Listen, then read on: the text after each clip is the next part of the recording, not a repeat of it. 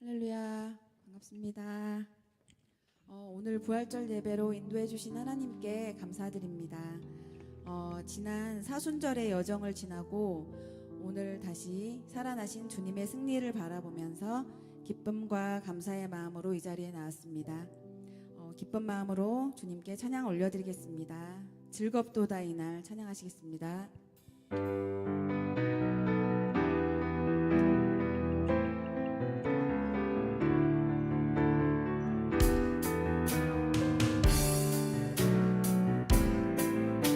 즐겁도다 이날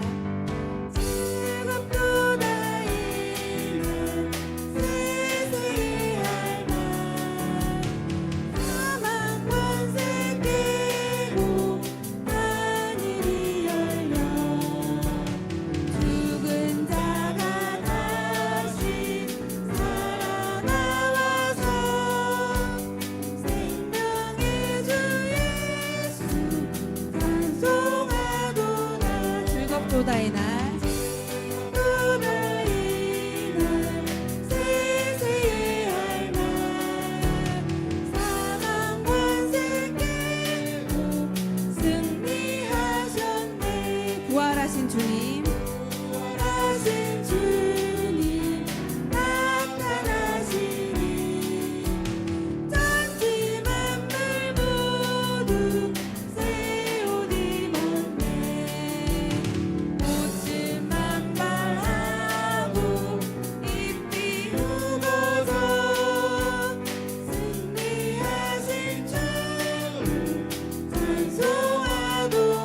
즐겁도다의 날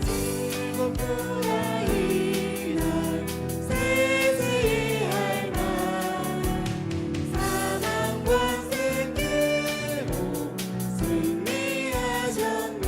생명의 주 예수 생명의 주 예수 죽음이 이기고 무덤 문을 열고 살아나셨네.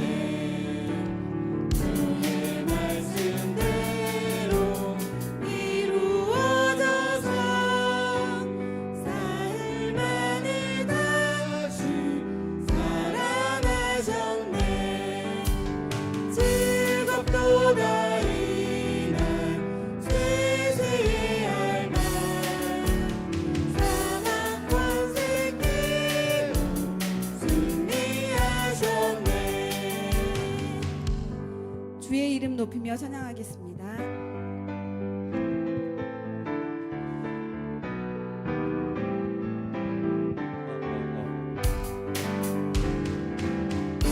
주의 이름 높이며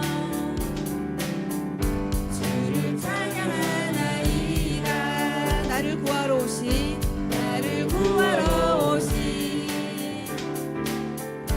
주를 기뻐하나이다. 나를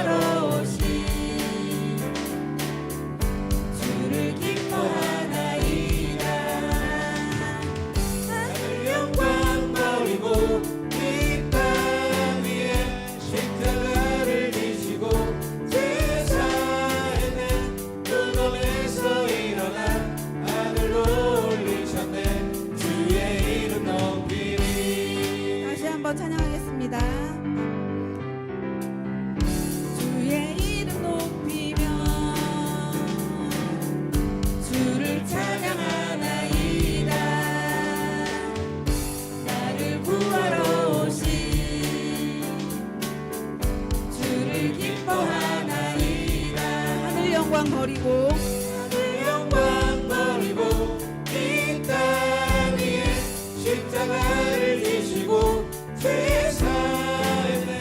무덤에서 일어나 하늘로 올리셨네. 주의 이름 높이리. 하늘 영광 버리고 하늘 영광 버리고 이 땅 위에 십자가를 지시고 죄 사했네. 무덤에서 일어나 하늘로 올리셨네. 주의 이름 높이리. 살아계신 주 찬양 드리겠습니다.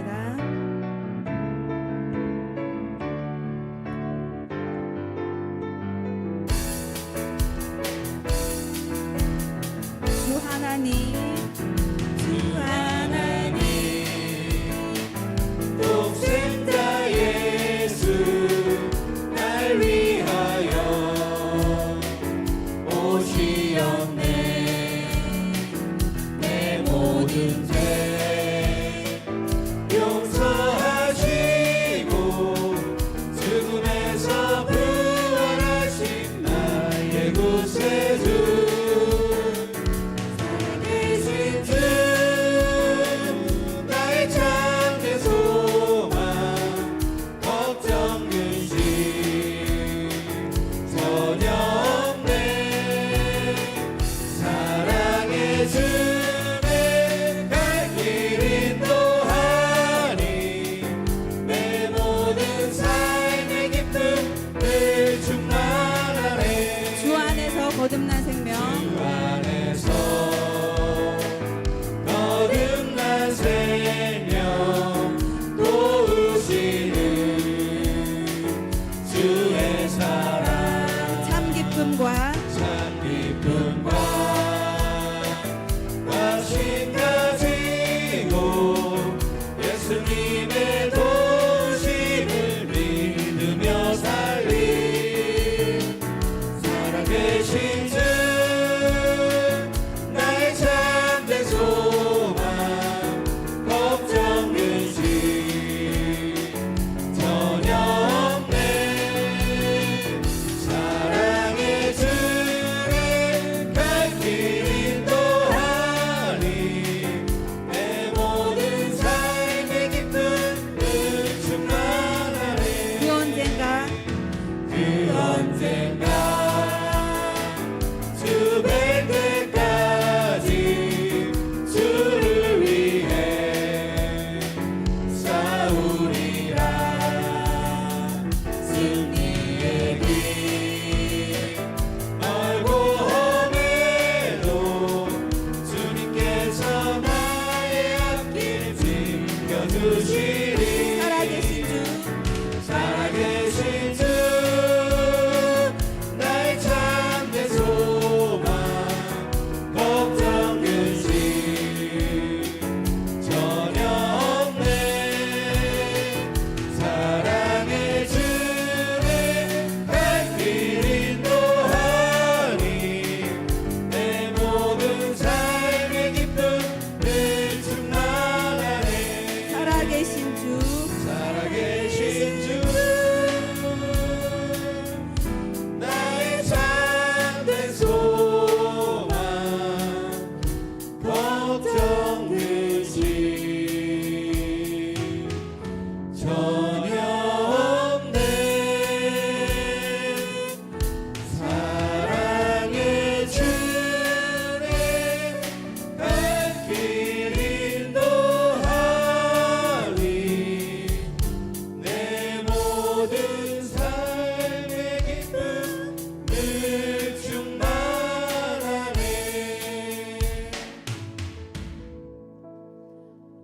주님께 닿을 수 없던 우리를 위해 십자가의 죽으심으로 우리를 새롭게 창조하셨고 우리는 하나님의 자녀가 되었고 백성으로 거듭났습니다. 예수님의 피값으로 우리는 가치 있는 사람이 되었습니다. 그리고 부활하신 예수님은 우리의 산 소망입니다. 찬양으로 고백하겠습니다. 깊은 절망의 수렁 가운데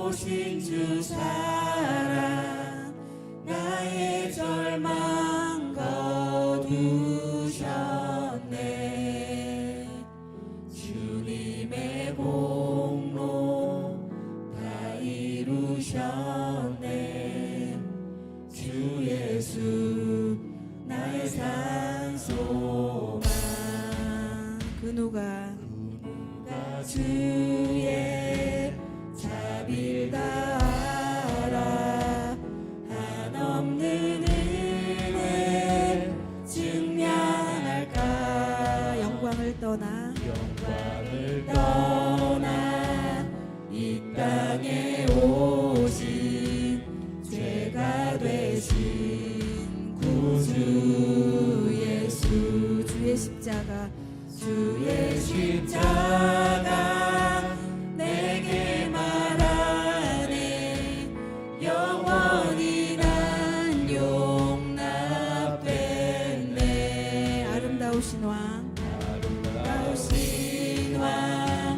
나는 주의 것 그리스도 나의 산소망 할렐루야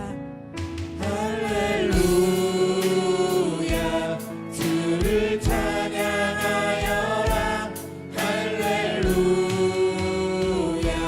자유케 하셨도다 죄의 저주 끊으신 주께 구원이 있도다 주 예수 나의 산소망 할렐루야 할렐루야 주를 찬양하여라 할렐루야 자유케 하셨도다 죄의 저주 끊으신 주께 구원이 있도다 주 예수 나의 산소망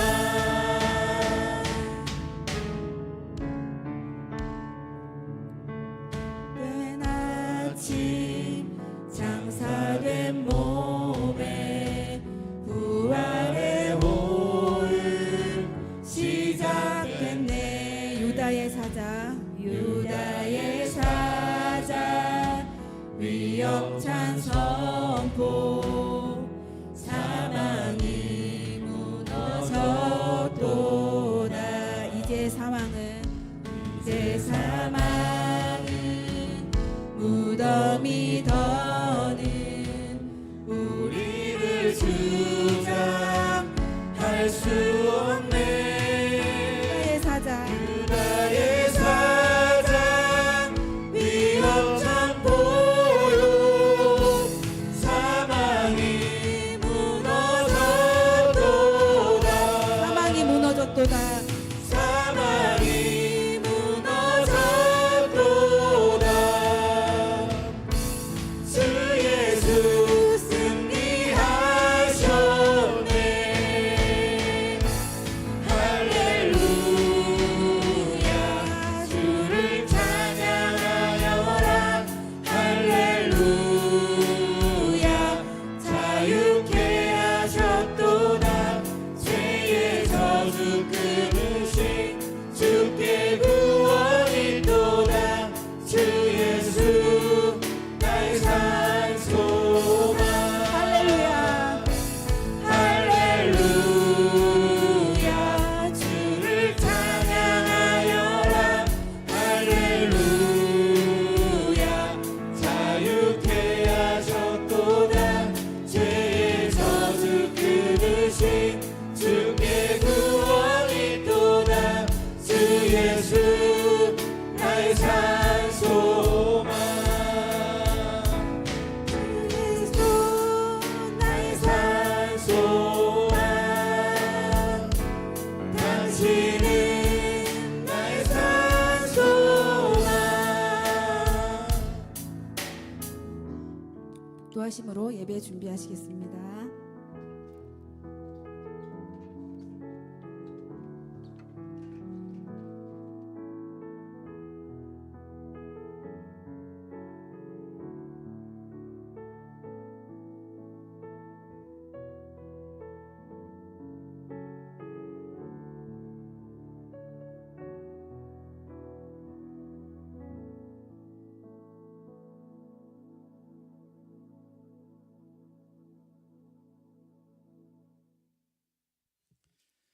수고 많으셨습니다.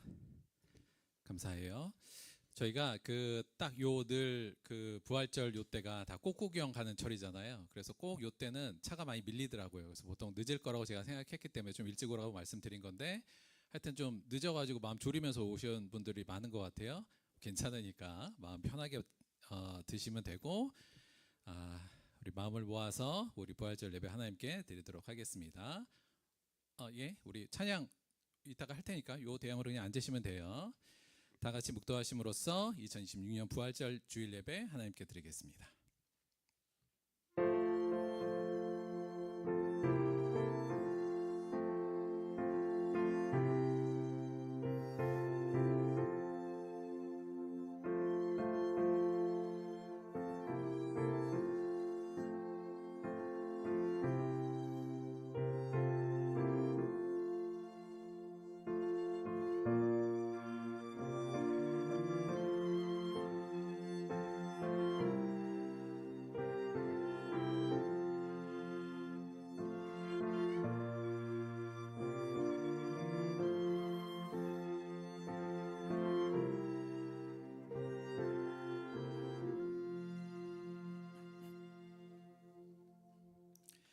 안식 후 첫날 새벽에 이 여자들이 그 준비한 향품을 가지고 무덤에 가서 돌이 무덤에서 굴려 옮겨진 것을 보고 들어가니 주 예수의 시체가 보이지 아니하더라. 이로 인하여 근심할 때 문득 찬란한 옷을 입은 두 사람이 곁에 섰는지라. 여자들이 두려워 얼굴을 땅에 대니 두 사람이 이르되 어찌하여 살아있는 자를 죽은 자 가운데서 찾느냐. 여기 계시지 않고 살아나셨느니라. 갈릴리에 계실 때 너희에게 어떻게 말씀하셨는가를 기억하라. 이르시기를 인자가 죄인의 손에 넘겨져 십자가에 못 박히고 제3일 만에 다시 살아나야 하리라 하셨느니라. 아멘. 사도신경으로 신앙 고백 드리겠습니다. 전능하사 천지를 만드신 하나님 아버지를 내가 믿사오며 그 외아들 우리 주 예수 그리스도를 믿사오니 이는 성령으로 잉태하사 동정녀 마리아에게 나시고 본디오 빌라도에게 고난을 받으사 십자가에 못 박혀 죽으시고 장사한 뒤 사흘 만에 죽은 자 가운데서 다시 살아나시며 하늘에 오르사 전능하신 하나님 우편에 앉아 계시다가 저리로서 산자와 죽은 자를 심판하러 오시리라. 성령을 믿사오며 거룩한 공예와 성도가 서로 교통하는 것과 죄를 사하여 주시는 것과 몸이 다시 사는 것과 영원히 사는 것을 믿사옵나이다. 아멘.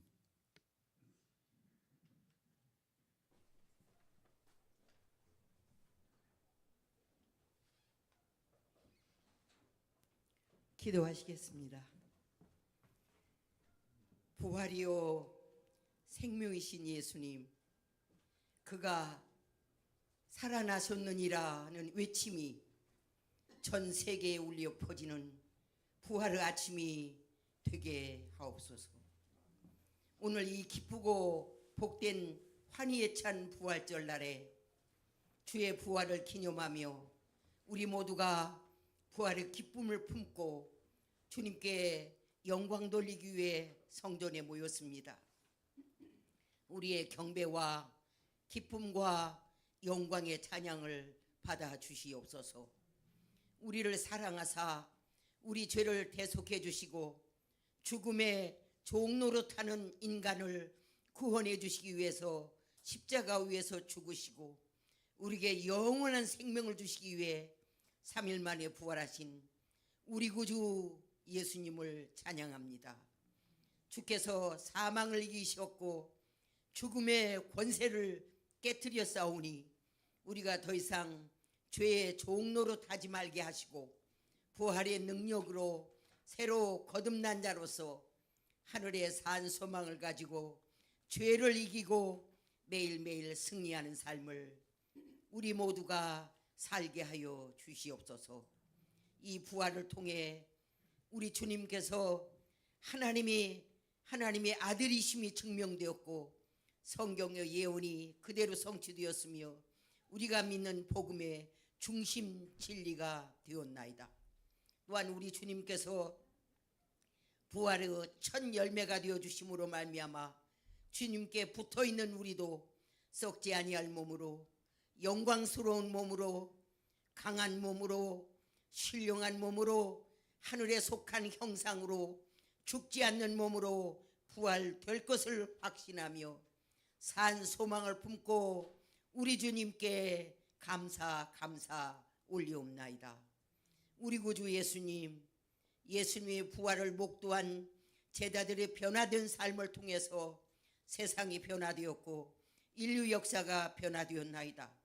이제 이 땅에 부활의 참 생명을 소유한 그리스도인들을 통하여 예수 부활의 복음이 온 땅에 전파되어 수많은 영혼들이 주께 돌아와 구원을 얻고 영원한 생명을 얻는 부활절이 되게 하여 주시옵소서.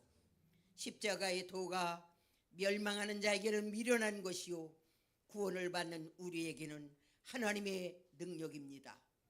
우리 들법교회 성도들 모두가 나의 가치는 예수님의 핏값인 것을 보는 눈을 열어주셔서 세상 가치에 흔들리지 않게 하여 주시고 성도들 모두가 이 땅에서 자기 십자가를 지고 예수 그리스도를 쫓아 십자가의 길을 감으로써 우리 모두가 부활에 참여하며 영원한 생명을 얻는 하늘나라의 주인공들이 다 되게 하여 주시옵소서. 아버지 하나님, 미국과 이란의 전쟁, 중동의 전쟁이 악화일로로 치닫고 있습니다. 속히 전쟁이 종식되고 평화가 이루어지며 경제가 안정되기를 간절히 원하며 기도합니다. 우리 모두는 오직 하나님만 바라보니 주께서 이 전쟁을 끝내주시고 회복시켜 주시옵소서. 길이요 진리요 생명이신 예수님, 우리 들벗 공동체를 위해 기도합니다. 포도나무에 붙어있는 가지처럼 새 생명의 열매가 날마다 맺히는 우리 교회가 되게 하여 주시고 주일날 성도들이 교회에 와서 은혜를 충전하고 사랑을 충전하고 기쁨을 충전하고 감사를 충전해가는 하늘 충전소요 영적 충전소 같은 우리 교회가 되게 하옵시며 우리가 주의 이름으로 기도할 때 하늘 문이 열리는 교회, 영육간에 축복받는 축복의 통로가 되는 교회, 말씀이 삶이 되는 예수가족 공동체가 되어서 하나님을 기쁘시게 하고 우리 주님께 칭찬받는 지상에 있는 하늘나라 우리 들복교회가 되게 하여 주시옵소서. 이 시간 우리 목사님 말씀 주실 때 영역을 7배나 뜨겁게 하여 주시고 성령께서 역사하시는 절정 시간 은혜의 강물이 우리의 심령재단의 업무라는 시간이 되게 하여 주시옵소서. 그리하여 이 예배가 하나님께는 한없는 영광이 되고 우리에게는 은혜와 진리로 충만한 하늘축제 은혜의 잔치가 되게 하여 주시옵소서. 부활의 첫 열매 되신 우리 구주 예수 그리스도 이름 받들어 간절히 원하며 감사하며 기도 올리옵나이다. 아멘.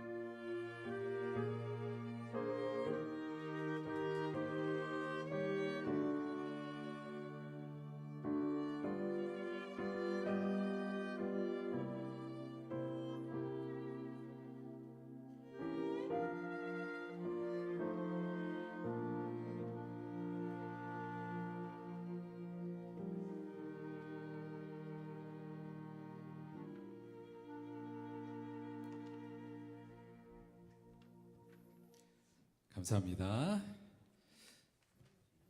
자, 이 시간은 우리 부활절 맞아서 우리 전송도 성가대 오늘 할 텐데 저희가 연습을 못 해봤으니까 잠깐만 설명하고 말씀을 좀 드릴게요. 우리 찬송가 165장 주님께 영광 이 찬송 저희 지금부터 함께 할 텐데 가사는 이제 여기 나와 있어요. 그러니까 아는 찬송이니까 주님께 영광 어려울 건 없고 1절, 2절, 그다음에 간주하고 3절 이렇게 할 거예요.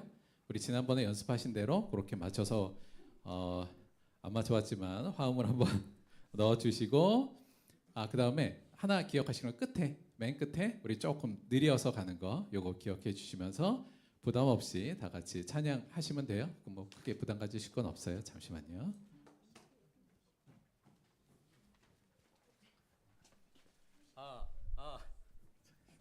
마이크 테스트를 안 해봐서 죄송합니다. 온라인으로 들으신 분은 어쩔 수 없어요. 자.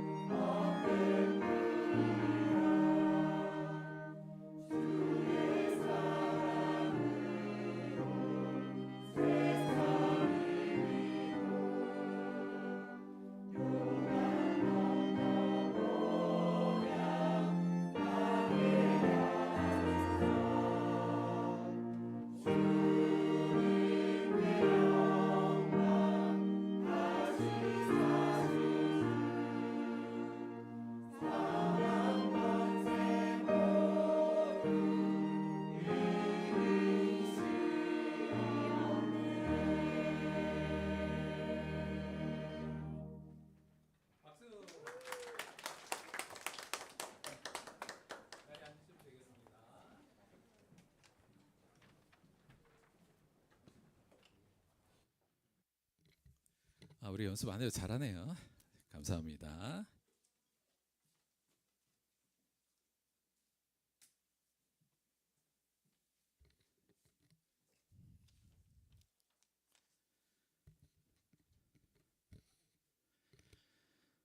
자, 오늘 함께 나눌 하나님의 말씀은 신약성경 요한복음 6장 53절에서 58절까지 말씀 보도록 하겠습니다.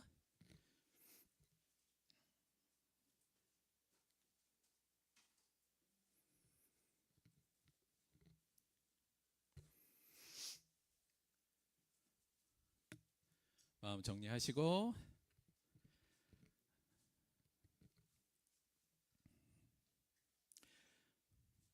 신약성경 154페이지 요한복음 6장 53절부터 58절까지 함께 읽도록 하겠습니다.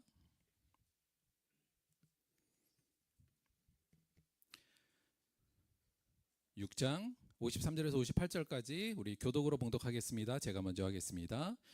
예수께서 이르시되 내가 진실로 진실로 너에게 이르노니 인자의 살을 먹지 아니하고 인자의 피를 마시지 아니하면 너희 속에 생명이 없느니라.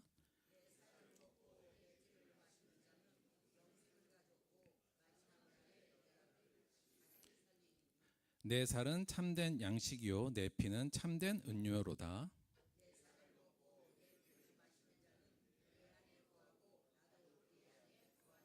살아계신 아버지께서 나를 보내심에 내가 아버지로 말미암아 사는 것 같이 나를 먹는 그 사람도 나로 말미암아 살리라. 이것은 하늘에서 내려온 떡이니 조상들이 먹고도 죽은 그것과 같지 아니하여 이 떡을 먹는 자는 영원히 살리라. 아멘.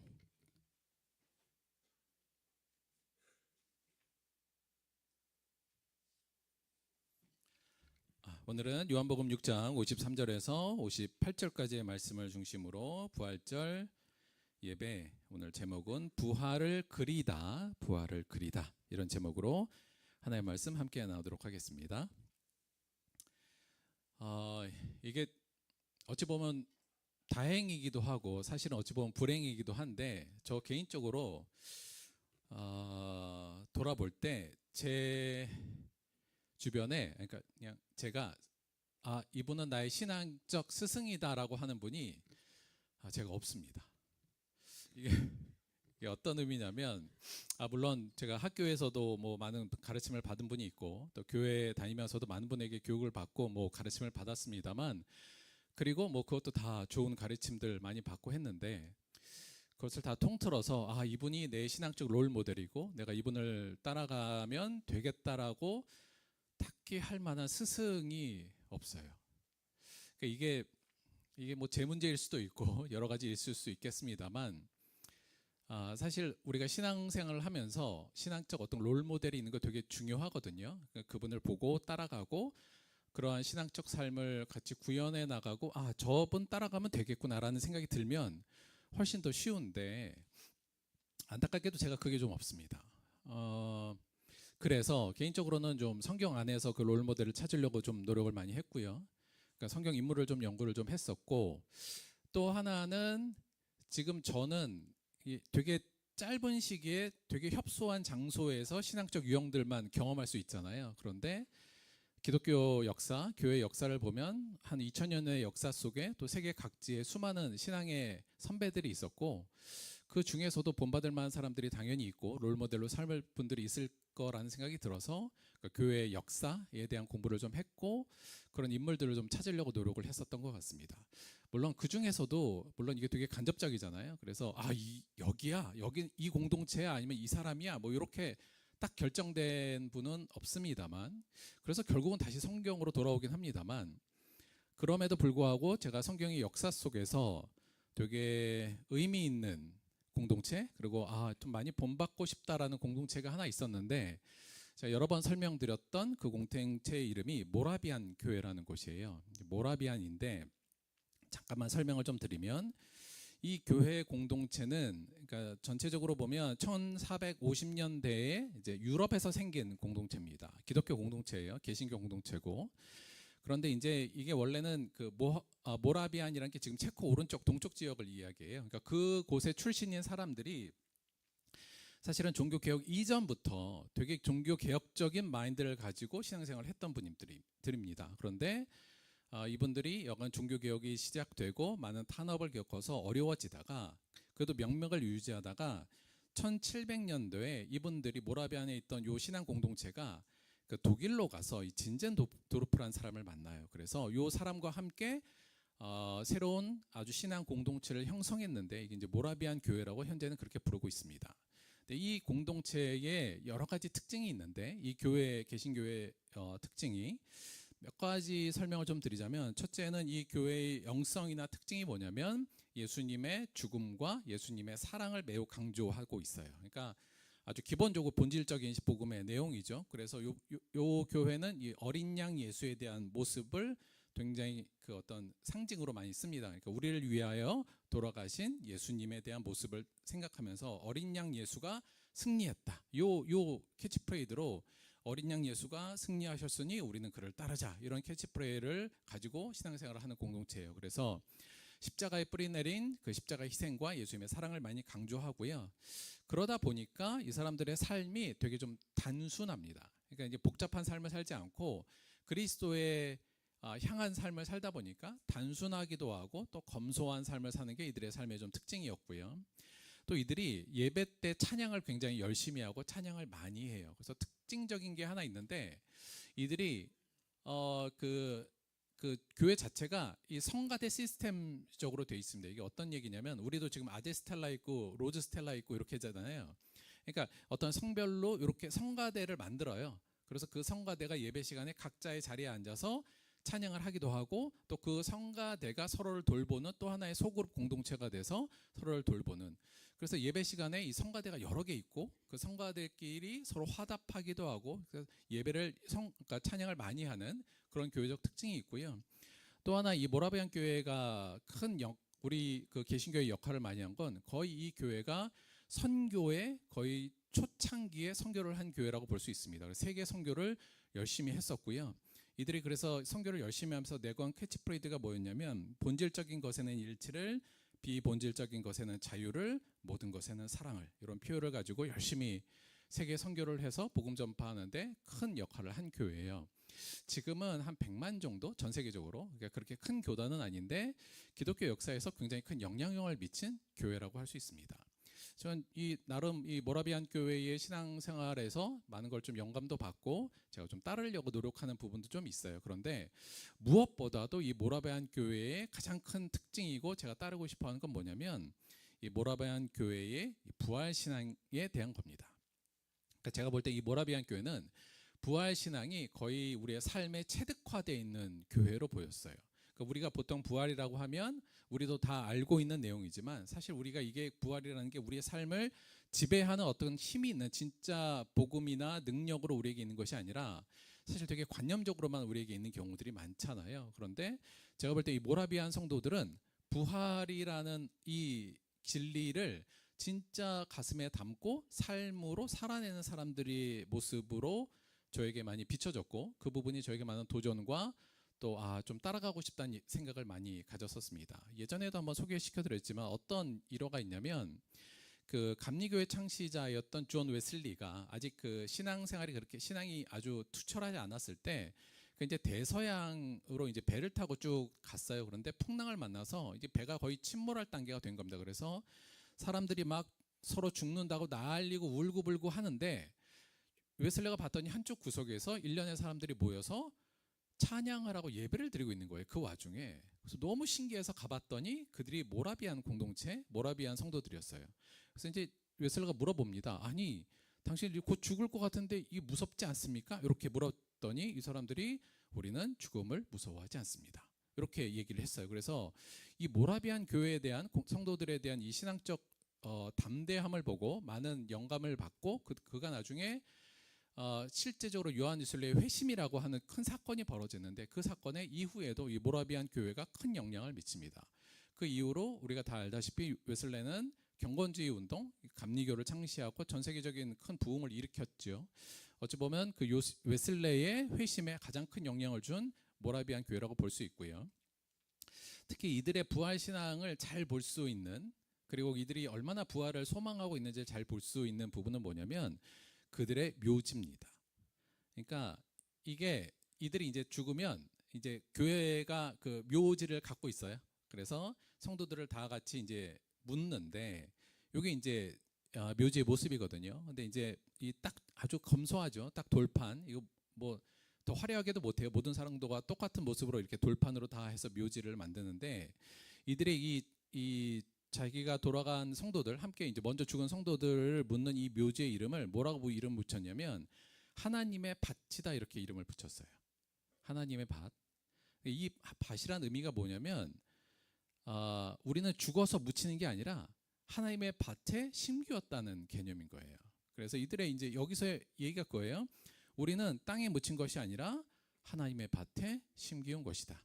우리 안에 예수 그리스도의 영생의 씨앗이 남아 있기 때문에 어느 순간 되면 하나님의 밭에서 하나님께서 물을 주고 때가 되면 여기서 새로운 생명이 피어날 걸 믿는다. 그래서 우리는 죽어서 땅에 묻힌 게 아니라 하나님의 밭에 심기워졌다. 이렇게 고백하면서 이 묘지에 묻혀요. 그러니까 이들이 얼마나 이 부활 신앙에 대한 것을 실제적으로 갖고 있는지에 대해서 잘 나타내주는 부분이라는 생각이 듭니다. 아마 이들의 어떤 세계 선교에 대한 어떤 그 열정 아니면 그들의 삶이 정말 검소하고 단순하게 살 수 있었던 어떤 그런 모습도 이들이 갖고 있는 이 부활 신앙에 대한 확실성 때문에 있지 않았나 그런 생각을 갖습니다.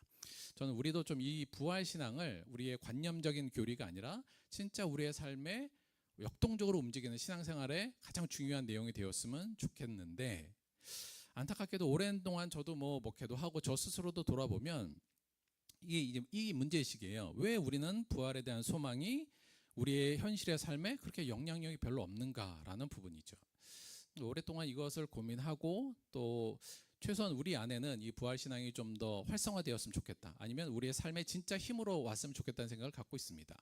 사실 생각해 보면 이 부활에 대한 소망은 그리스도인들이 가져야 할 가장 중요한 믿음의 목적지이기도 하고 소망이기도 합니다. 예수님께서 아주 단언해서 말씀하셨잖아요. 예수께서 이르시되 나는 부활이요 생명이니 나를 믿는 자는 죽어도 살겠고 무릇 살아서 나를 믿는 자는 영원히 죽지 아니하리라. 우리 나사로 살리기 전에 하신 말씀이고요.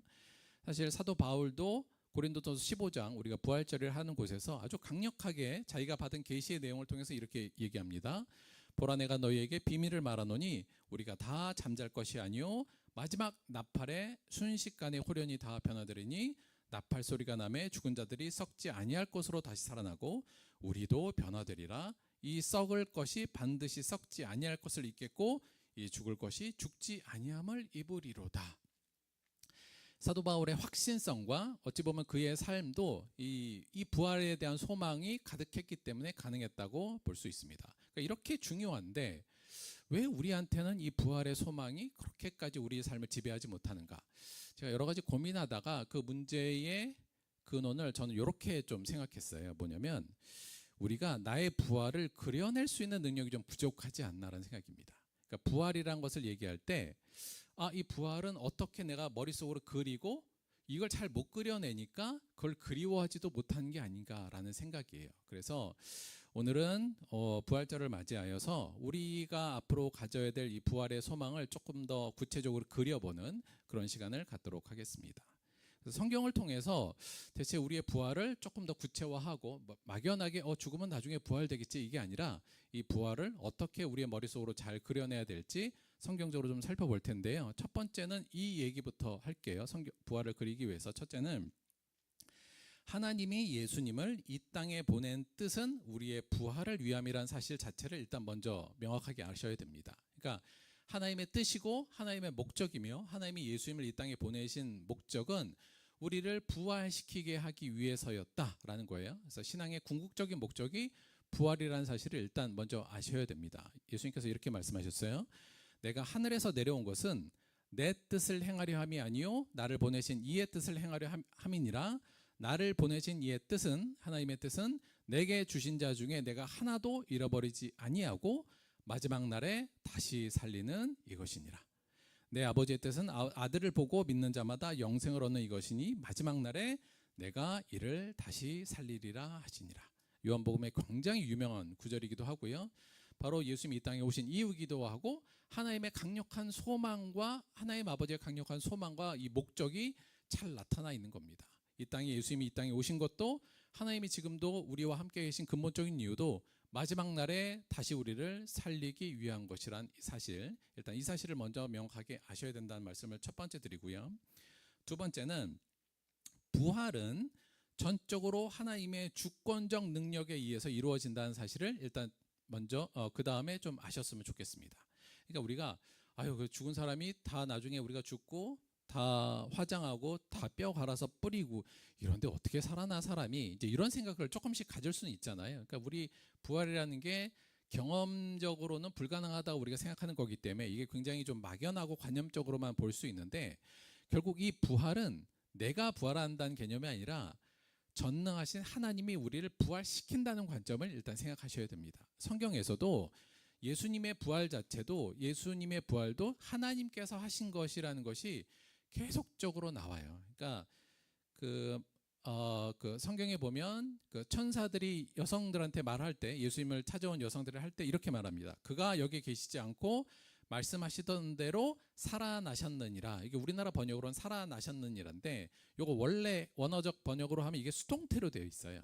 그러니까 일으켜지셨느니라예요. 그러니까 이게 원래 이걸 신적 수동태라는 표현을 써요. 그러니까 하나님께서 하신 일을 표현할 때 이 수동태를 쓰거든요. 그러니까 예수님이 부활하신 것은 하나님께서 그를 부활시켰기 때문이다. 창조자이고 전능하신 생명의 주인이 부활을 시킨 거다라는 개념입니다.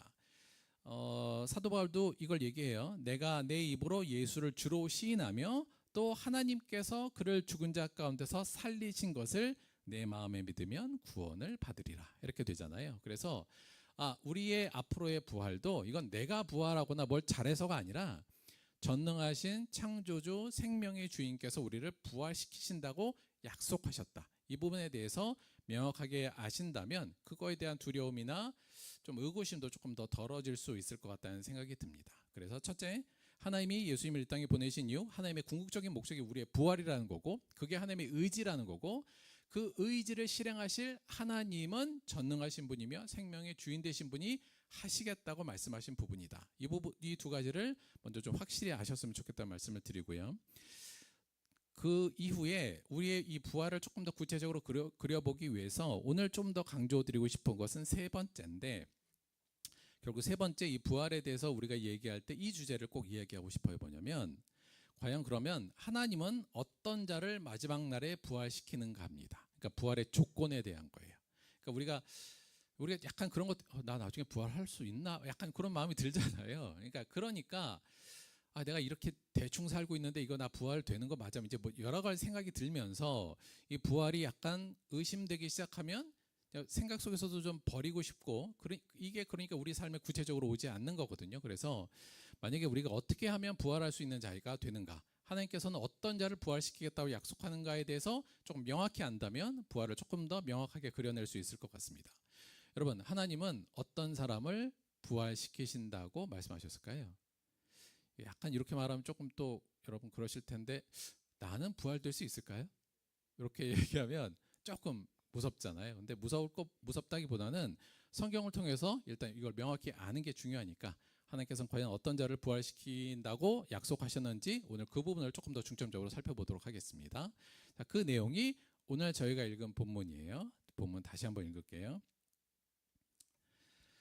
예수께서 이르시되 내가 진실로 진실로 너에게 이르노니 인자의 살을 먹지 아니하고 인자의 피를 마시지 아니하면 너희 속에 생명이 없느니라.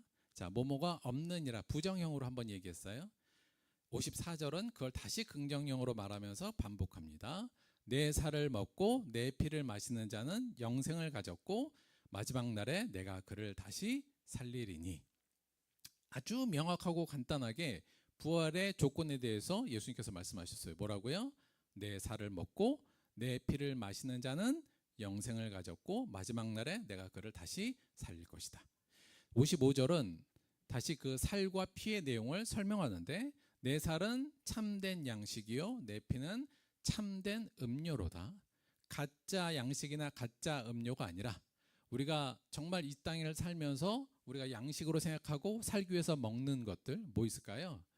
돈은 양식이고 쾌락을 마신다, 이게 아니라 진정한 우리의 양식은 뭐가 되느냐 하면 예수님의 살과 예수님의 피가 진정으로 우리를 영생을 주는 참된 양식이요 참된 음료라고 그 얘기를 다시 한번 부연해 줍니다. 그 다음에 56절부터는 그렇게 되면, 우리가 예수님의 살과 피를 먹고 마시면 우리가 어떻게 되는지에 대한 결과 이야기가 다시 나와요. 56절 내 살을 먹고 내 피를 마시는 자는 어떻게 된다고요? 내 안에 거하고 나도 그의 안에 거하니 이렇게 돼요. 그러니까 우리가 예수의 살과 피를 먹으면 예수님이 내 안에 거하고 나도 예수님 안에 거하게 된다는 거예요. 그래서 57절 살아계신 아버지께서 나를 보내심에 내가 아버지로 말미암아 사는 것 같이 나를 먹는 그 사람도 나로 말미암아 살리라. 자, 우리는 스스로 살 수는 없는데 예수님이 내 안에 들어오고 내가 예수님과 하나가 되어서 예수님이 사니까 예수님의 부활에 의해서 나도 같이 부활된다는 개념으로 지금 설명하고 있어요. 그리고는 58절에 이것은 하늘에서 내려온 떡이니 조상들이 먹고도 죽은 그것과 같지 아니하며 만나와 같지 아니하며 이 떡을 먹는 자는 영원히 살리라. 여기서 떡은 예수님을 근본적으로 전체를 이야기하는 부분이에요.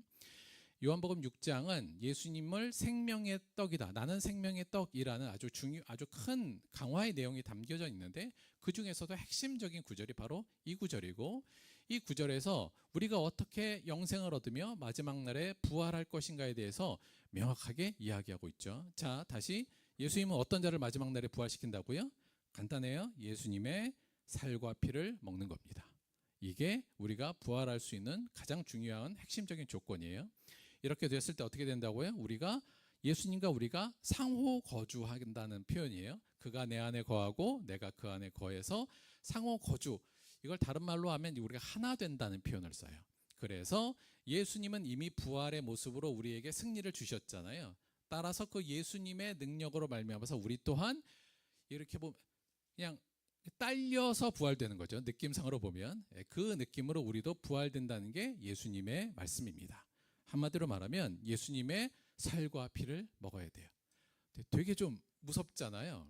그러니까 이게 당시에도 사람들이 이 말씀을 듣고 그래서 이게 너무 어렵도다.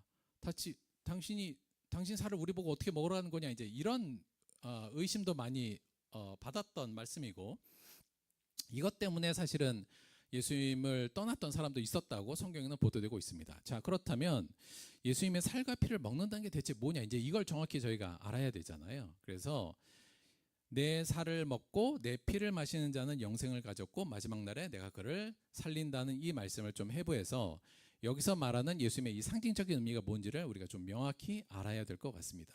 여기서 나온 상징은 크게 세 가지인 거예요. 첫째는 피고요.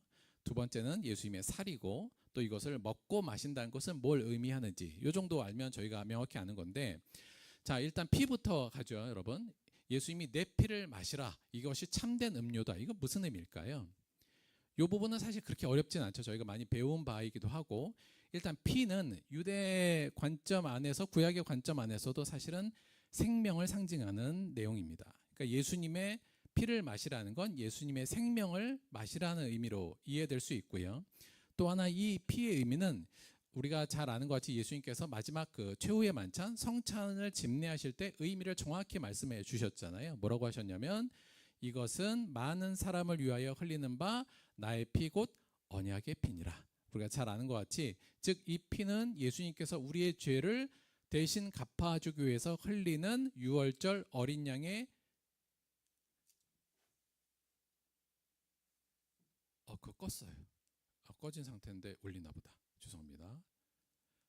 유월절 어린 양의 대속적 희생을 의미하는 피라는 것을 우리가 잘 알 수 있죠. 그래서 예수님의 피를 마신다라는 것은 뭐냐면 예수님이 우리를 위해서 흘리신 십자가의 대속의 죽음을 믿음으로 받아들이고 내 생명이 아닌 이제 예수의 생명을 내 안에 끌어온다는 개념이 됩니다. 그래서 예수님의 나를 위해서 나의 죄를 대신하여 십자가에 달려 돌아가시고 내가 흘려야 할 피를 내가 마셔야 될 하나님의 진노의 잔을 예수님께서 대신 마셔버리시고 우리를 위하여 대신 피를 흘리셨다는 사실을 믿는 것. 그로 인하여서 내 안에 이제 썩은 저주의 피가 아니라 예수님의 피가 흐르고 있다는 사실을 받아들이는 것. 이것을 우리가 믿음으로 받아들이는 것이 피의 상징성일 거고요. 그러니까 피는 그렇게 어렵지 않은데 문제는 살이에요. 그러니까 이게 살을 먹으라. 여기서 몸도 아니고 이 살이라는 게 사락스라 그래서 진짜 이 살을 의미하거든요. 그러니까 살을 먹으라. 이게 대체 무슨 의미인가를 조금 생각해 보면 일단 요한복음 안에서 예수님을 표현할 때 아주 유명하게 예수님을 표현한 부분이 있습니다. 이게 맨 초창기에 나오는데 이렇게 나와요. 예수님을 말씀이 육신이 되어 우리 가운데 거하셨다 이렇게 표현합니다. 그러니까 여기서 육신이 된다는 게 사르게요. 살이 됐다는 의미로 표현되어 있어요. 그러니까 이 말씀은 로고스거든요. 그러니까 하나님의 말씀, 더 나아가서는 하나님이기도 한데 그러니까 하나님의 뜻과 의지는 보이지 않잖아요. 그런데 그 하나님의 뜻과 의지, 하나님의 영이신 그분이 우리의 살을 입고 이 땅에 오셨다는 게 요한복음이 얘기하는 예수님의 성육신의 이야기입니다. 그때 여기서 살을 써요. 그래서 결국은 하나님의 뜻, 하나님의 말씀, 그 하나님의 의지가 우리의 육을 입고 이 땅에 오신 게 예수님이잖아요. 그리고 예수님은 그 하나님의 뜻을 가지고 살아가시고 사셨던 분입니다. 우리의 육이라는 게 결국은 보여지는 삶의 모습을 의미한다고 볼 때 결국 예수님께서 살을 먹어라, 내 살을 먹으라는 것은 뭘 의미하냐면 예수님의 그 육적인 삶이 있잖아요. 하나님의 뜻을 받들기 위해서 이 땅에 오셔서 살았던 그 육적인 삶, 다른 식으로 얘기하면 순종의 삶을 의미한다고 얘기할 수 있습니다. 예수님께서 자신의 양식이 뭐라고 하셨다고요? 내 양식은 나를 보내신 이의 뜻을 행하고 이를 온전히 이루는 것이니라. 오늘 아까도 잘 봤지만 내가 이 땅에 온 것은 내 뜻을 실행하려는 것이 아니라 아버지의 뜻을 실행하려고 온 거야. 즉 하나님의 아버지의 뜻을 실행하는 그 예수님의 육적인 삶을 상징한다고 볼 때 살을 먹으라는 것은 예수님의 순종의 삶이 내 안속으로 들어온다 이렇게 이해하면 될 것 같습니다. 자, 그러면 이걸 먹고 마시다라는 건 결국 뭘 의미하냐면 예수님의 존재 방식과 사는 방식을 우리 안으로 받아들이라는 얘기가 돼요. 예수님의 존재 방식은 하나님의 영원한 생명으로 존재하고 또 하나 사는 방식은 하나님 아버지의 뜻을 순종하는 삶으로 사는 그 삶을 우리 안으로 받아들이라는 것이 먹고 마시다라는 의미로 될 수 있고요. 그리고 먹고 마시는 행위는 우리가 이걸 우리 스스로 능동적으로 그리고 지속적으로 수용하라는 의미로 우리에게 다가온다고 볼 수 있습니다. 즉 내 살을 먹고 내 피를 마시라는 것은 하나님 예수님께서 우리를 흘리신 그 피의 은혜의 의미를 알고 그 예수님을 나의 구세주로 받아들이는 것과 함께 예수님이 사셨던 그 삶을 내 살로 받아들여서 그 나 또한 예수님의 순종의 삶, 하나님의 뜻과 의지와 하나님의 말씀의 삶을 사는 것을 의미한다고 볼 수 있죠. 그래서 내가 예수님의 피와 살을 먹는 순간 우리는 어떤 모습으로 변화되는 거냐면 나의 생명과 나의 삶이 예수님 것으로 전이되고 변화되는 걸 의미합니다. 그러니까 내가 예수님의 피를 먹으면 이제 내 안에 무슨 피가 돌아요? 내 피가 돌지만 거기에 예수님 피가 같이 섞여서 도는 거가 되고요. 예수님의 살을 먹는 순간 우리는 어떻게 돼요? 내 삶이 아니라 이제 내 살이 아니라 하나님의 살로 내 몸이 변화되고 전이되고 변화된다는 의미가 신비스럽게 여기 담긴 겁니다. 그리고 그렇게 된 것을 뭐라고 한다고요? 예수님이 내 안에 거하고 내가 예수님 안에 거하는 상태, 이 예수님과의 상호 거주 상태가 되는 거고 이게 예수님과 우리가 연합한 상태, 예수님과 하나 된 상태를 의미하는 거죠. 그래서 요한복음에 또 이 내용을 잘 설명하는 비유가 있어요. 뭐죠? 포도나무와 가지의 비유. 이건 거예요. 예수님이 포도나무고 우리는 가지예요. 그러니까 살과 살이 거기에 접붙였잖아요. 그리고 예수님의 영양분이 그 포도나무를 통해서 우리에게 전달되지 않습니까? 그래서 우리가 열매를 맺게 되는 것. 즉 포도나무와 가지의 관계 안에서 예수님과 우리가 하나 될 때, 그래서 예수님과 우리가 하나로 상호 거주하는 그 상대가 될 때 우리는 마지막 날에 다시 너를 살리실 것이다. 이렇게 말씀하신 거라고 볼 수 있습니다. 그래서 뭐 그냥 간단해요. 우리가 마지막 날에 부활의 증인이 되기 위해서 해야 될 일은 예수님의 살과 예수님의 피를 마시는 겁니다. 예수님께서 흘리신 그 피가 나를 위한 대속의 피임을 믿고 그 피를 내 몸 안에 받아들이고, 두 번째 예수님이 사셨던 그 육적인 삶을 나 또한 살아내는 것, 그 두 가지가 성경이 말하는 부활의 증인의 조건으로 우리에게 이야기될 수 있다는 거죠. 자, 이거를 잘 생각해 보면 근데 저희가 얼마 전에 말씀드렸던 내용하고 사실 이게 겹친다는 걸 좀 느낄 수 있어요. 뭐냐면 예수님께서 이렇게 말씀하셨죠. 내가 주는 물을 마시는 자는 영원히 목마르지 아니하리니 내가 주는 물은 그 속에서 영생하도록 솟아나는 샘물이 되리라. 자, 여기서 우리가 그때 어떤 식으로 저희가 이걸 말씀을 드렸냐면 우리 안에 예수님이 주는 물이 영생하도록 솟아나는 샘물이 되잖아요. 그래서 이 두 가지 물줄기를 말씀드렸어요. 우리 안에 우리가 허기지고 내적인 허기를 채울 수 있는 하나님이 주신 물의 첫 번째는 뭐였냐면 이게 과분한 은혜를 느끼는 거. 그렇죠? 내가 참 과분한 은혜를 받았구나. 예수님의 피의 대속에 대한 것을 우리가 생각할 때 너무 과분하고 대체 내가 뭐길래 하나님께서 나를 이렇게 사랑하셔서 나를 대신하여 십자가를 지셨는가? 내가 먹어야 될 진노의 잔을 왜 예수님은 대신 마셨는가? 너무 과분한 삶이다. 이게 첫 번째 생수의 강의 중심이라고 말씀을 드렸고 거기서 뿜어나오는 물줄기가 자 그렇다면 예수님이 나를 위해서 죽으셨으니 내 삶은 예수님의 가치화 되었기 때문에 가치 있게 살아야 된다. 어떤 식으로 살아야 돼요? 하나님의 말씀을 순종하는 삶. 예수님이 사셨던 서로 사랑하는 그 순종의 삶을 살아야 된다는 것. 그래서 하나님의 뜻을 따르겠다는 이 사명감을 가질 때 우리 안이 충만해진다는 말씀을 드렸죠. 그래서 사실 이 두 가지 조금 더 현실적으로 얘기하자면 어떤 사람이 부활의 증인이 되냐면 매일의 삶 속에서 참 난 과분한 은혜를 받은 사람이네. 너무 큰 은혜 속에 내가 받은 사람이어서 그냥 있을 수는 없겠어. 예수님께서 나를 대신하여 죽으셨으니 예수님의 죽음의 가치, 그 삶의 가치가 나한테 정의됐으니까 내 삶도 가치 있게 살아내야지. 예수님이 말씀하셨던 그 명령, 서로 사랑하라는 그 명령을 가지고 소외되고 아프고 힘든 자들을 위해 예수님이 나를 위해 그렇게 죽으셨듯이 나 또한 죽으면서 그들을 사랑해야지. 이것이 내 삶의 의미이고 삶의 목적이지. 이렇게 살아가면서 내 안에 만족함이 있는 상태, 그 상태를 누리는 것이 곧 우리가 부활의 증인이 될 수 있는 조건으로 성경에서는 얘기하고 있다는 겁니다. 쉽게 말하면 오늘 내가 예수 안에서 행복하냐 아니냐를 잘 보시면 돼요. 그러니까 내가 오늘 예수 안에서 오늘도 되게 행복한데 그러면 부활의 증인이 될 자격이 있다 이렇게 생각하시면 되고요. 그게 아니면 조금 고민해 봐야 될 것 같습니다. 그런데 여기서 한 가지만 더 말씀을 드리자면 우리가 이렇게 바뀌는 거, 그러니까 다시 말하면 내 안이 하나님이 주신 이 과분한 은혜, 십자가의 대속의 은혜와 하나님의 사명으로 가득 차서 기쁜 이 상태는 어떤 상태에서 오는 거냐면 이거 그냥이 안 되죠. 우리가 계속 말씀드렸지만 죄와 사탄의 권세에 묶여서 삶에 우리가 의미도 모른 채 세상의 쾌락을 쫓아 사는 늘 이 허기진 인생을 우리가 살고 있었잖아요. 그러니까 이 상황에서 우리가 예수를 믿어서 이렇게 변화되는 거죠. 이렇게 변화되는 거의 첫 번째는 뭐냐면 일단 이렇게 사는 거에서 죽는 겁니다.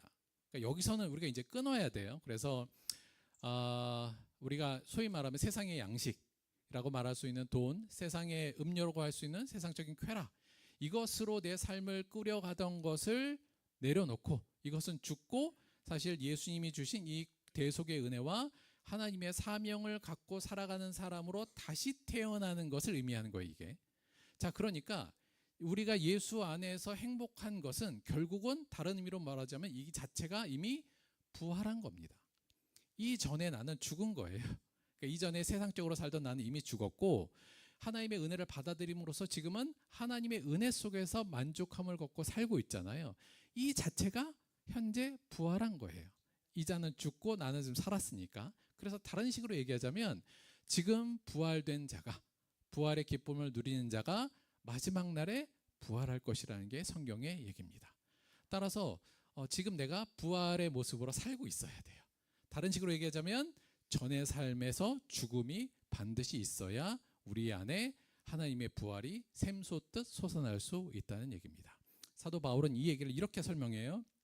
내가 그리스도와 함께 십자가에 못 박혔으니 이거잖아요. 그러니까 예전은 난 죽었어. 예전에 살던 세상 속에서 세상적인 성공과 세상적인 가치를 바라보고 그것을 향해 목매어 달던 나는 죽고 이제는 내가 사는 것이 아니요 오직 내 안에 그리스도께서 사는 것이다. 나는 새로운 피조물이 됐어. 이게 사도 바울의 얘기지 않습니까? 그래서 우리가 다시 태어난 복음으로 다시 태어난 삶을 현재 누리고 있는 자는 마지막 부활의 시간, 마지막 날에 반드시 하나님께서 우리를 부활시켜 주실 것이라는 것이 성경이 우리에게 제시하는 길이며 진리며 생명임을 꼭 기억해 주시기 바랍니다. 정리해 볼게요. 부활을 그리다. 첫째, 우리의 부활은 하나님이 예수님을 이 땅에 보낸 목적이며 전능하신 하나님의 능력으로 완성될 우리의 궁극적인 소망이라는 사실을 다시 한번 기억해 주시고요. 두 번째, 성경은 예수님의 피와 살을 먹는 자를 다시 살릴 것이라고 약속하고 있다. 그래서 예수님의 피와 살을 먹어야 된다는 거 기억하시고, 그 의미는 뭐라고요? 셋째, 예수님의 대속의 십자가 은혜를 받아서 먹고 하나님의 말씀, 그분의 뜻을 따르는 삶을, 내 뜻을 따르는 삶이 아니요 세상이 원하는 삶이 아니라 하나님의 말씀을 따르는 삶을 살아가려는 자들은 마지막 날에 다시 살아난다는 약속이라는 사실을 기억해 주시고요. 네 번째, 그 얘기인데, 세상의 기준으로 나의 가치를 삼고 욕망을 향해 가는 삶에서는 죽어야 되고요. 그러니까 죽어야 부활할 수 있어요, 여러분. 죽어야 되고, 내 안이 예수님의 피와 살로 채워짐에 만족하는 것, 거기에서 기뻐하고 감사하며 오늘 하루를, 와, 내 안에 예수님의 피가 도네, 내가 지금 예수님의 삶을 같이 살아가고 있네, 내가 예수님과 지금 하나 되었네, 이 사실에 기뻐하고 감사하는, 만족하는 삶을 살 때, 그래서 예수님의 길을 따라 사는 자들에게 부활은 오늘 일어나는 실제적인 사건이며 마지막 날에도 우리에게 일어날 실제적인 사건이라는 사실을 기억하시고, 이 부활의 주인공이 되도록 우리 함께 노력하게 되기를 주님의 이름으로 축원드립니다. 마지막으로 우리가 이 부활을 좀 그리려면, 이게 약간 그 마지막 부활 때 그럼 어떤 일이 벌어질까, 이게 우리 머릿속에 좀 있으면 이게 조금 더 저희가 감흥이 올 텐데, 아직은 그게 좀 가려져 있잖아요. 그래서 저는 우리가 부활하는 그 순간 어떤 일이 벌어질까, 혹은 내가 어떤 일을 하면 그때는 부활해서 깨어나서 예수님을 만났을 때, 마주쳤을 때 무엇을 하면 좋을까, 이것까지도 저희가 좀 상상을 하면 훨씬 더 그리고 소망하는 데 좋을 것 같은데요. 그 부분에 대해서 이거 예전에도 말씀을 드렸는데 다시 이 얘기로 마무리를 짓도록 하겠습니다. 아까 말한 그 모라비안 교회의 묘지 모습 있잖아요. 그런데 이게 이제 가스 에이커, 그러니까 이제 하나님의 밭인데, 요 이제 묘지가 그 이렇게 있잖아요. 근데 요거 어떤 자리로 배치했을까요? 요거 보통 이제 가족끼리 보통 배치하기도 하고 이렇게 되잖아요. 그런데 이 모라비안 교회가 묘지를 배치하는 이 배치가 특이합니다. 어떻게 배치하냐면 성가대 대형으로 배치를 했어요. 그러니까 이제 평소에 우리가 지금 이렇게 예배드리고 있잖아요. 그리고 오늘 이렇게 성가대 했잖아요. 그럼 묘지 배치를 이렇게 한 거예요. 그렇죠? 그래서 누구 옆에 누구 옆에 이렇게. 왜 그렇게 했을까요? 부활하는 날 다 같이 일어나서 우리가 예전에 하나님을 찬양했던 것처럼 여기서 같이 찬양하자, 이런 의미예요. 물론 부활 시에 그게 가능하느냐 아니냐는 모르겠어요. 아직 부활의 그 모습에 대해서 우리가 정확히 모르니까. 그런데 이들이 소망한 게 그건 거예요. 우리가 살아있을 때 다 같이 이렇게 하나님을 찬양한 것 같이 부활에 깨어나자마자 우리 같이 하나님 이렇게 찬양하자, 이 얘기예요. 되게 저는 여기에 되게 감동스럽기도 하고, 그래서 우리가 지금 전성도 성가대 요거 부활절에 요거 하는 거거든요. 그래서 저도 요 소망을 좀 품으면 어떨까라는 생각이 듭니다. 물론 글쎄요, 뭐 한 10년 20년 지나면 우리가 이 구성이 아니겠죠. 당연히 먼저 가시는 분도 계실 거고, 남아있는 사람도 있을 거고요. 뭐 10년 후에 이 예배당이 모두 다 이렇게 있지는 않을 거잖아요. 20년 후에도 마찬가지고. 그런데 그 마지막 날에 우리는 다 같이 이렇게 모일 겁니다. 그리고 그때 뭐 하면 좋을까요? 물론 서로 반갑다고 안아주고 그러겠지만, 그날 모여서 같이 찬양하는 거. 저도 그래서 이 모라비안 교회의 소망처럼 마지막 날에 우리도 함께 부활의 몸으로 만나서 함께 찬양하는 것을 서로 그려보고 소망한다면 그것도 우리가 부활을 소망하고 부활을 바라보는 데 큰 도움이 되지 않을까라는 생각을 갖습니다. 사랑하는 들벅교회 성도 여러분, 우리 부활 때 꼭 다시 만납시다. 그리고 하나님을 찬양합시다. 그곳에서 승리의 찬송을 부르고 함께 얼싸안는 그날을 소망하면서 매일매일의 삶에서 하나님의 부활을 경험하는, 부활의 삶을 누리는 저와 여러분이 되기를 주님의 이름으로 축원드립니다. 말씀 생각하시면서 잠시 함께 기도하도록 하겠습니다.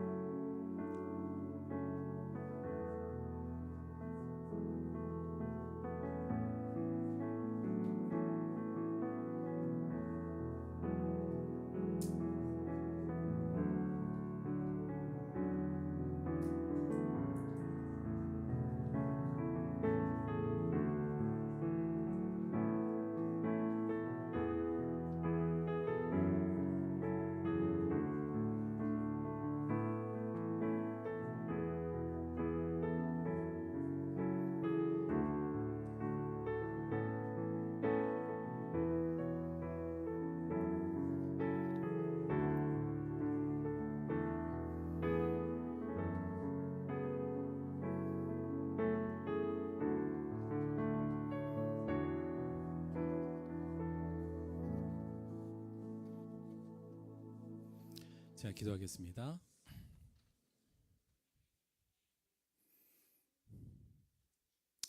예수님, 그럴 자격이 없는 우리들을 위해 산산이 살이 찢기시고 그 흘린 피로 말미암아 그리고 그것을 우리에게 먹으라 말씀하신 예수님의 그 말씀을 오늘 기억하며 부활절을 맞고 있습니다. 이제 우리가 예수님의 피와 예수님의 살, 예수님의 대속적인 은혜의 생명을 먹고 예수님의 삶을 내 삶으로 받아들이려고 합니다. 이것이 우리 안에 요동치게 하시고 우리의 삶을 현재적 부활과 함께 마지막 날 그 부활의 영광을 누릴 수 있는 자로 살 수 있도록 우리를 변화시키시고 우리에게 은혜 내려 주옵소서. 매일매일 부활의 삶을 살아내게 도와주시고 그를 통해 부활을 소망하게 하시고 부활을 그려낼 수 있는 자가 될 수 있도록 마지막 날 한 명도 빠짐없이 그리스도의 부활에 참여하여 함께 만날 수 있는 우리 들벗교회가 될 수 있도록 인도하여 주옵소서. 감사드리며 예수님의 이름으로 기도드렸습니다. 아멘. 오늘 그래서 우리가 성찬을 하는 의미가 이제 명확해졌죠. 그래서 오늘은 성찬을 할 건데요.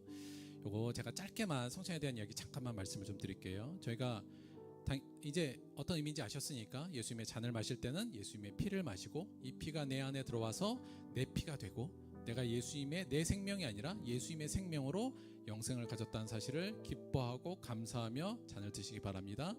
예수님의 살을 먹으실 때는 예수님 이제 내 살이 아니라 내 육신의 삶이 아니라 하나님의 예수님의 살이 내 살이 되었다는 생각, 이제 내 삶은 예수님의 삶으로 만들어가겠다는 생각으로 이 떡을 드시기 바랍니다. 그리고 사실 이 성찬이 사실은 공동체적 의미가 좀 있어요. 그래서 우리가 예수님의 한 몸 된 몸을 부셔뜨리고 그 몸을 하나씩 조각으로 나누어 먹는다는 것은 우리가 서로가 다 지체라는 의미, 예수님의 한 몸을 이루는 지체라는 의미로 우리가 서로 지체됨으로 서로 사랑하고 서로 연합하고 하나 되라는 그 공동체적 부활의 의미도 있거든요. 그래서 그것도 같이 생각하시면서 부활에 참여하시면 되고요. 한 가지만 조금 더 말씀을 드리자면 사실은 우리가 성찬은 이게 약간 역사적으로 보자면 성찬이 좀 닫힌 성찬이 있고 열린 성찬이 있어요. 그러니까 닫힌 성찬이란 건 뭐냐면 세례 받은 신앙인들만 성찬에 참여하도록 하는 거고요. 아이들이나 아직 믿음에 대해서 잘 모르는 사람들은 사실은 성찬에서 배제하는 게 이 닫힌 성찬의 전통입니다. 그렇게 하는 교회들도 실제로 있고 꽤 오래된 전통이긴 합니다. 왜 그렇게 하는지에 대한 이유도 좀 분명히 있긴 있고요. 또 고린도전서의 사도 바울이 말한 것처럼 이것을 분별치 못하고 먹는 자는 하나님의 몸과 피를 범하는 죄가 있다는 그 구절 때문에 사실은 그런 부분이 있는데, 반대로 이 열린 성찬의 개념도 좀 있어요. 이건 뭐냐면 모든 자가 다 이 성찬에 참여하도록 하는 열린 내용입니다. 이게 어떤 의미에서 그러냐면 사실 성찬 자체도 복음을 전파하는 중요한 내용이 있거든요. 그래서 복음을 전파한다는 건 결국은 모든 자가 다 참여한다는 개념이고요. 예수님께서도 사실은 성찬에 비견되는 그 식탁 자리에 누구도 배제하지 않고 다 하셨던 것들, 아울러서 저는 사도 바울의 그 말 자체가 사실은 성찬에 배제시키는 말은 아니라는 것을 저는 그렇게 해석하고 있기 때문에 저희 교회는 열린 성찬, 모든 사람들이 다 성찬에 참여하는 것으로 진행하고 있습니다. 그렇게 알고 성찬에 참여하시면 되는데, 저희가 사람이 좀 많아져 갖고 앞에 나오는 게 조금 부담스럽잖아요. 이제 한 20명 될 땐 그게 좋았는데, 그래도 이게 공동체라는 의미가 있기 때문에 요거 아직까지는 가능할 것 같으니까 다 앞으로 나오셔서, 오늘은 요 강대상까지 한번 쭉 둘르셔도 돼요. 다 나오셔서 삥 돌아서 성찬 하도록 하겠습니다. 앞으로 나와주세요.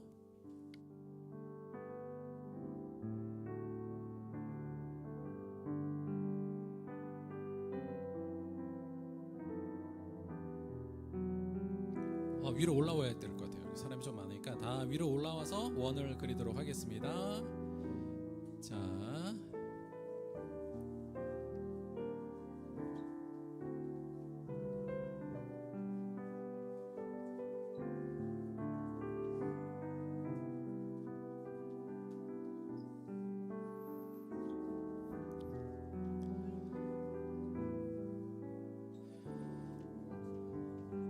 저희도 이렇게 될지 몰라서 앞으로 나오긴 했는데 감사합니다. 그래도 다 나오니까 좋네요. 자, 기도하도록 하겠습니다. 내가 너희에게 전한 것은 주께 받은 것이니 곧 주 예수께서 잡히시던 밤에 떡을 가지사 축사하시고 떼어 이르시되 이것은 너희를 위하는 내 몸이니 이것을 행하여 나를 기념하라 하시고 식후에 또한 그와 같이 잔을 가지시고 이르시되 이 잔은 내 피로 세운 새 언약이니 이것을 행하여 마실 때마다 나를 기념하라 하셨으니 너희가 이 떡을 먹으며 이 잔을 마실 때마다 주의 죽으심을 그가 오실 때까지 전하는 것이니라. 하나님, 이 시간 예수님의 살과 피를 먹으려 합니다. 우리가 그 자격이 없음을 알지만 하나님의 사랑에 의탁하여 담대하게 주님의 살과 피를 먹을 때 예수님의 생명이 내 안에 들어오고 예수님의 삶이 내 안에 들어와 우리의 삶이 예수님의 삶이 되고 이제 내 생명이 예수님의 생명과 붙게 되는 이 놀라운 복음의 진리와 복음의 생명력을 이 시간 우리 안에 허락해 주시니 고맙고 감사합니다. 이를 통해 매일의 삶을 부활의 삶으로 살게 도와주시고 아울러 우리 들벅교회 모든 성도가 서로가 서로에게 지체가 되어서 이 땅에 살아계신 부활하신 예수님의 사역을 함께 감당해내는 귀한 공동체가 될 수 있도록 인도하여 주옵소서. 감사드리며 예수님의 이름으로 기도드렸습니다. 아멘.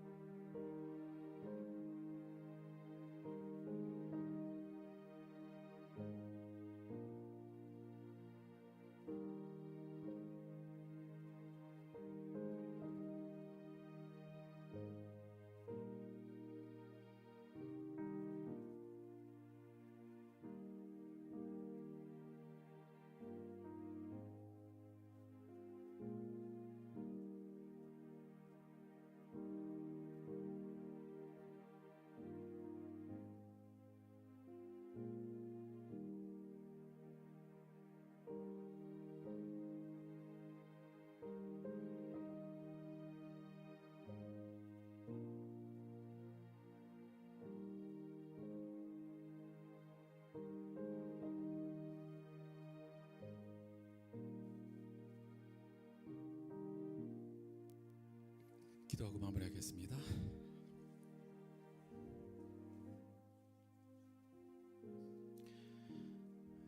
하나님, 우리는 예수님의 피로 새롭게 되었습니다. 우리는 예수님의 살로 이제 새로운 삶을 우리 안에 수혈받았습니다. 예수님이 우리 생명에 있는 한 죽음도 그 어떠한 것도 두려워하지 않는 자가 되게 도와주시고, 예수님의 살이 우리 안에 같이 있는 한 세상이 아닌 하나님을 바라보는 삶을 살 수 있도록 함께하여 주옵소서.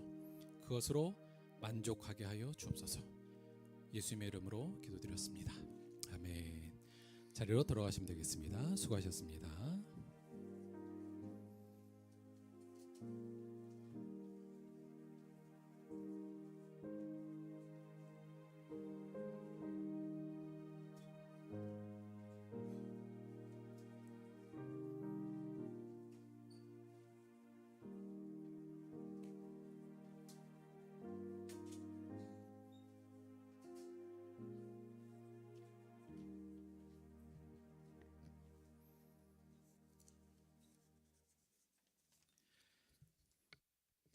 자, 감사합니다. 자, 광고 딱 하나만 할게요. 우리 아이들은 오늘 저 수서나 자기 개인 화분에 심는 거 할 거거든요. 밥 먹고 1시까지 수서나 심으러 하우스로 오시면 되겠습니다.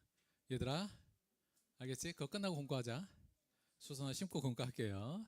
자, 그리고 오늘 저희 나가실 때 떡하고 계란 요거 갖고 가시면 돼요. 아마 뭐 약간 배정돼 있을 거예요. 가족마다 이렇게 아무거나 들고 가지 마시고 주시는 거 들고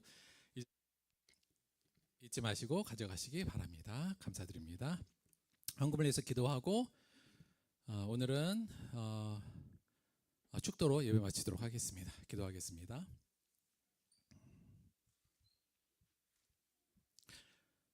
우리가 마셔야 될 하나님의 심판의 잔, 진노의 잔을 대신 드시고, 우리가 흘려야 될 피와 우리가 찢겨야 될 살을 대신 행하신 예수님께서, 하나님께서 그분을 3일 만에 일으키시고 새로운 부활의 영생으로 이끄심을 오늘 우리 마음속에 다시 한번 새겼습니다.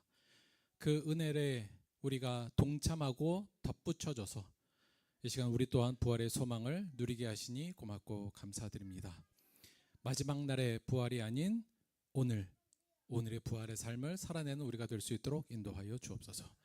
우리에게 주신 애 감사하여 주 앞에 또한 예물로 나왔습니다. 예물을 드린 손길마다 주께서 주시는 이 은혜와 주가 주신 이 새로운 삶에 기뻐하며 감사하게 도와주시고, 예물일 수 있는 모든 곳에 이 놀라운 은혜가 전파될 수 있도록 함께하여 주옵소서. 감사드리며 예수님의 이름으로 기도드렸습니다. 아멘. 지금은 우리 주 예수 그리스도의 은혜와 아버지 하나님의 영원하신 사랑과 보혜사 성령님의 내주 충만하심이 매일매일 하루를 부활의 기쁨과 감사로 살아내기로 결단한 사랑하는 우리 모든 들법교회 성도들의 삶 속에 지금부터 영원토록 함께하기를 간절히 축원드리옵나이다. 아멘.